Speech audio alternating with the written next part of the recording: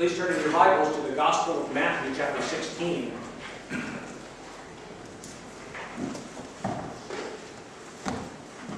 Gospel of Matthew, chapter 16. How many people here are fishermen? I thought there probably was a lot of fishermen here.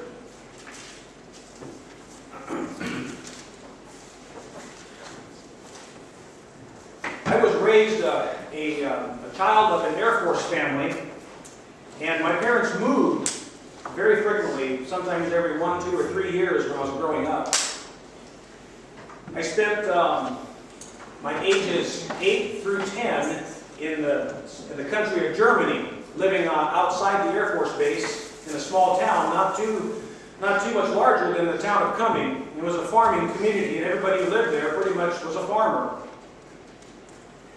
And after we were there for 3 years, they stationed my father in Calumet, Michigan. How many people know where that is? By golly, if you know where it is, you must have been there. Because Calumet, Michigan is in the upper peninsula of the state of Michigan, in a little finger of that peninsula that sticks way up into Lake Superior. And the Air Force Base, Calumet Air Force Base, is about actually 30 miles from the town of Calumet. And the Air Force Base was at the very point of that peninsula that sticks way out into Lake Superior. And you could stand on the very point of that peninsula and see Canada across Lake Superior, way off in the distance. Well, as a 10-year-old boy living in Calumet, Michigan, was my first experience with fishing. I mean, we had Lake Superior right there, and then there were also a couple of real small lakes not far from the Air Force Base. Well, I had never fished before, and so I made friends with another kid there in town and on the Air Force Base, and we'd make our way down to Lake Superior, and we'd fish. Well, I didn't know the process involved with fishing, except that you threw a line in and you had to put something on the end of the hook with the hopes that it would attract a fish. And that's about the extent of my knowledge of fishing. So one day we took our fishing poles and we went down there, and on the way down to the lake we stopped and dug up some earthworms in the dark black soil that was all over the place up there. And we put our earthworms in a little coffee can and with dirt in there, and made our way down to the lake. And I remember putting the earthworm on my hand, and it would squiggle around, and I don't like worms, and I don't like bugs, I don't like anything that squiggles around my hands. But I did it, and I didn't even wear gloves. I mean, I actually had my real hand. And I put the worm on my hook, and I tossed it out into the lake. And I waited and waited, and nothing happened. And after a while, my friend looked at me, and he said, "Where's your hook? Where's your line at?" I said, "Well, it's out there about 10 feet out." He said, "You didn't put a bobber on your line." I said, "What's that?" He said, "Look." So I looked at his, and he had a little red, white, orange, round bobber that bobbed up and down, so we knew where his line was. And he could also see when a fish bit the hook, you sometimes pull the bobber into the water. So I reeled my line back in, and we put a bobber on there, and I tossed it back out. And I waited and waited, and nothing happened, and I reeled it back in, and I looked at the end of my hook, and there's no worm on there anymore. I didn't put it on there very good, and when I tossed it out, the worm must have flew off. I just struggled, though. I don't know how long we were there, probably a couple hours. I never caught anything that first time. Well, the next time we went, I don't know if it was a week later, but sometime later we went down there, and this time I did it right.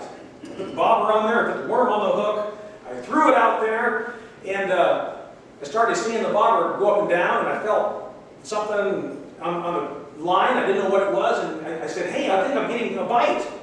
And he said, "Reel it in real fast and pull like that." And so I did, and I got this little fish, must have been about that big. He said it was a bluegill. And I thought, this is pretty cool. Well, then I had to take the fish off the hook. That wasn't so cool because I had to hold the fish with my hand. And I didn't have any gloves. Well, and then when we did get the fish off the hook, I didn't know what to do with the fish. I didn't have a stringer, I didn't have a bucket, neither did my friend, and so we just threw the fish back in. Well, the third time we went down to the lake, I brought a stringer and I brought a bucket that time, And sure enough, I caught some more small bluegill. There were even some bass. At least that's what my friends said they were. And I remember putting the fish on the stringer and then putting the stringer in the bucket. We were there pretty much all day that day. By the end of the day, I looked into the bucket and the fish were dead. I didn't understand why. If I did it right, I put it in the bucket, in the water. Well, we discovered after that the fish, there were so many fish in there, they ran out of oxygen in the water, and so they suffocated and died. So we had to toss the fish. So then the next time we went down, we caught fish, put them on a stringer. This time we strung the stringer off the side of the dock in the lake. We did it right. And then when we were ready to go home that day, we filled the bucket up with fresh water from the lake and put the fish in there, and then we hauled them on home. And when we got home, they were still alive. And I thought, well, this is pretty cool, until I realized I had to clean them. Never done that before. And my friend, I can't remember if he knew how to do it or what. All I knew was I should cut the head off, so I did that. And then I had to get my fingers in there and clean out all their guts. And I didn't know how to get the skin off. Matter of fact, the first time I didn't take the skin off, I cut the fins off. And I remember, I don't know if it was my mom or my stepfather, I wanted them to cook this. I said, would you cook this for me and show me how to do it? And took them out of the package, and it still had the scales and the skin and the whole bit. He said, well, you didn't skin these. So my stepfather showed me how to do that. So the next time we went to the lake, this time we had the whole process down.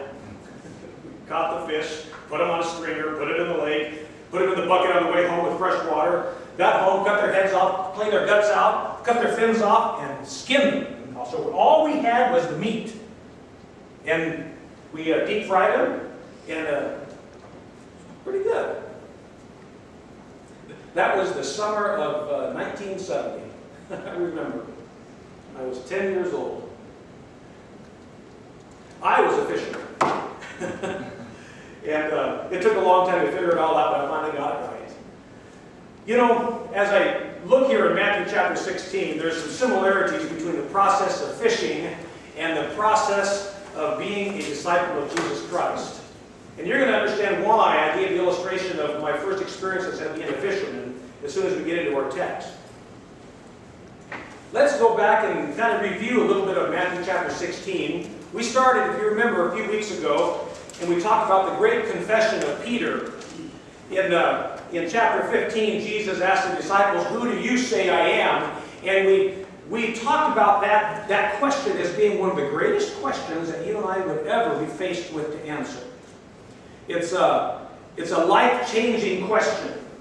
Depending on your answer, depends on which direction your life may go from that point on. And so it's a question that is a pivotal one for many people, and everybody should be faced with that question one time in their life. Well, Peter answered the question on behalf of all the disciples, and they all declared through Peter that you are the Messiah, the Son of the living God.